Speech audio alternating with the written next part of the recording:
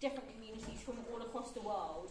And also in that time since I was elected, I've been quite determined to speak up for refugees, to speak up for migrant communities and asylum seekers.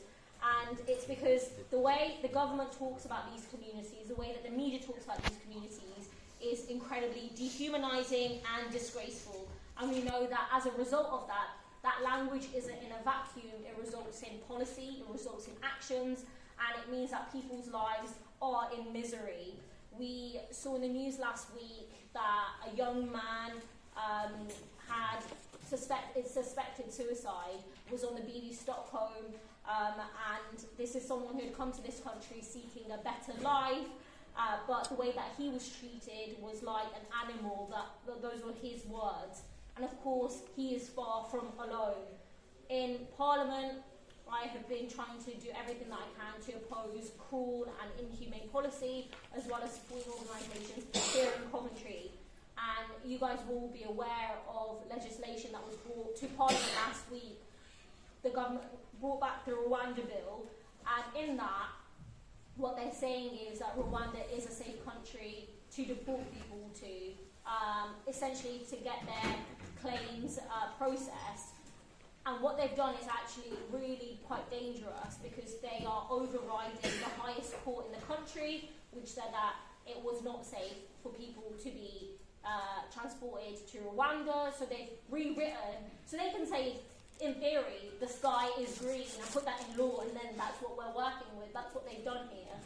And I voted against that policy, and I oppose it because it's not just unworkable by its own standards that it will deter people, it's also grossly inhumane and immoral. It will allow the government to detain and deport people who arrive to the UK by regular means, even if they fled war and persecution.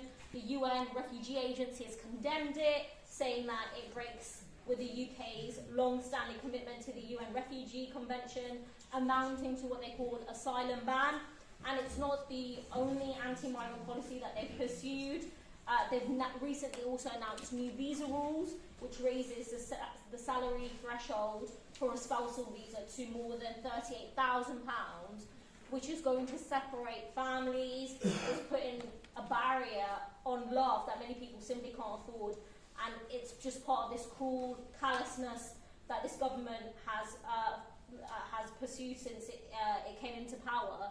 Earlier this year, we had an immigration minister who talked about refugees as having different values and lifestyles, saying that they threaten to cannibalize our principles and our communities. And then you guys will know of Suella Braverman, who said that a hurricane of migration was coming to Britain. She had previously said that there was an invasion of migrants on the south coast. And in British politics, that was language that was often used by the far right, the fringes of British politics. And now we see that in the House of Commons, at the dispatch box, by government ministers.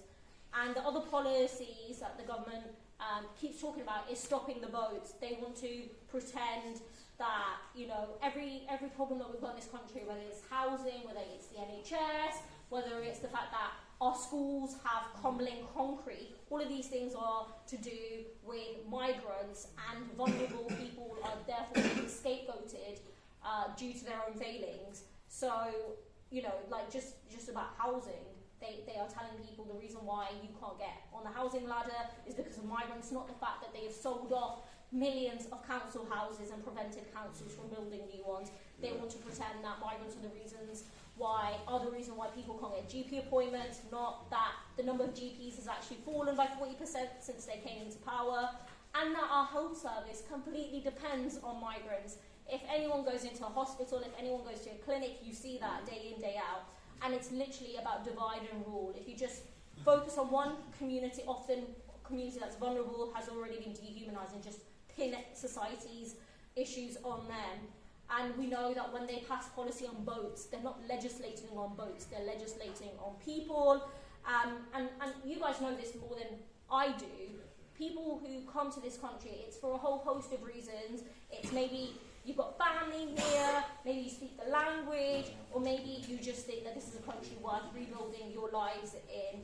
And I think it's really important to therefore remember, as I wrap up, that the right to asylum is enshrined in international law, and also a tiny proportion of refugees actually come to Britain. Nearly 9 in 10 live in developing countries, with almost 3/4 living in countries neighbouring their own. So when people, and I get this in Parliament a lot, they will pretend like the UK does its fair share, and it really doesn't. Those who do come to Europe, we know that France, Spain, Germany and Austria accept far more asylum claims than we do, and the only reason that people make those dangerous decisions to travel across the channel is because the government has closed safe and legal routes for them to do that, and refuses to create new ones. So it's not a crisis. This is something that the government has created, and it's a crisis of compassion and humanity. So fundamentally, I believe that our approach to migration really needs to change. It is currently defined by cruelty and callousness, and we need instead one that puts compassion and humanity and understanding at its heart.